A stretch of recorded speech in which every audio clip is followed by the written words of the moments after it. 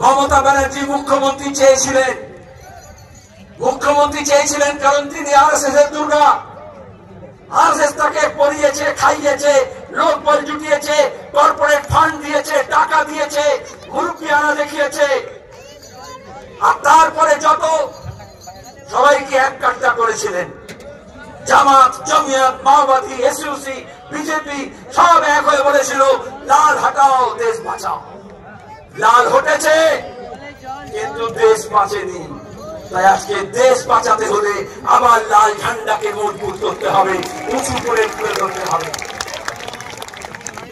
এটা শুধু ব্রিগেড সমাবেশ না, কিষাণ সভা, ক্ষেত মজদুর সংগঠন, বস্তি উন্নয়ন সমিতি, সিআইটিউ কর্মীরা গত কয়েক মাস ধরে মাঠে, ময়দানে, খেতে, খামারে, কলে, কারখানায়, ইট ভাটা থেকে যেখানে বিড়ি বাঁধে, যেখানে মিড ডে মিলের ওয়ার্কার, যেখানে আইসিডিএস এর কর্মী, যেখানে আশা কর্মী, যেখানে বিভিন্ন স্কিম ওয়ার্কার, যেখানে বেকার ছেলে মেয়ে, যেখানে পরিযায়ী শ্রমিক, যেখানে গিগ ওয়ার্কার, তাদের সবার কাছে আপনারা গিয়েছেন।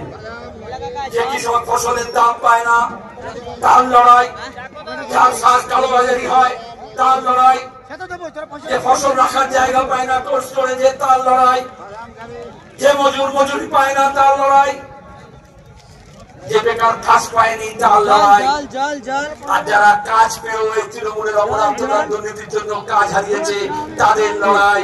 এই সব লড়াইকে মালা গাঁথার মতো করে আমাদের যেমন পুঁথি গাঁথা হয়, যেমন একটা মালা হয়, যেমন ফুলগুলোকে একটা সুতোর মধ্যে গেঁথে মালা তৈরি করা হয়, সেরকম এই ধরনের আন্দোলনগুলোকে গণ আন্দোলনের জোয়ার তৈরি করার জন্য প্রত্যেকটা আন্দোলনকে আমাদের ঐক্য একই সূত্রে গাঁথতে হবে। করছে এজন্য বিজেপি আর তৃণমূলের দুজনই প্রতিদিন দেখবেন যারা বলেছিল সিপিএম শেষ, লাল ঝান্ডা শেষ, বিজেপি বলছে ওখানে সিপিএম আছে, লাল ঝান্ডা আছে, বিজেপি বলছে ওখানে সিপিএম আছে, লাল ঝান্ডা আছে। আমরা বলছি হ্যাঁ আমরা আছি, কারণ দয়ে আমরা বেঁচে নেই। হাত পেটা খেয়ে না খেয়ে ঘর ছাড়া হয়েও আমার কর্মীরা লাল ঝান্ডা ছাড়েনি, ছাড়বে না।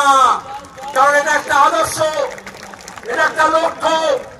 বিজেপি আর তৃণমূল এই বাংলাকে একটা লক্ষ্যহীন জায়গায় নিয়ে যেতে চাইছে, যেখানে আমাদের ইতিহাস, আমাদের সংস্কৃতি, আমাদের শিক্ষা, আমাদের ঐক্য, সম্প্রীতি, আমাদের ভালোবাসার সম্পর্ক, আমাদের শান্তি, এই সবটাকে ওরা ছিঁড়ে খাবড়ে খেতে চাইছে।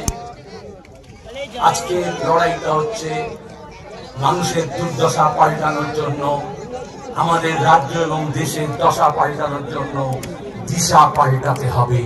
আর সেই দিশা, নতুন দিশার জন্য আমরা এখানে জড়ো হয়েছি। আর যখন সংকট হয়, যখন সমস্যা হয়, যখন বিপদ আসে, এমনকি যে আপনি একটা রাস্তা দিয়ে হেঁটেও যান, যদি অ্যাক্সিডেন্ট হওয়ার ভয় থাকে তাহলে বলা হয় একটু বাঁ দিকে চেপে যান, বাঁ দিকে চলুন। আজকে এই রাজ্যকে, এই দেশকে বাঁচাতে হলে একটু বাম পথ ধরতে হবে। সেজন্য আমরা বলছি শুধু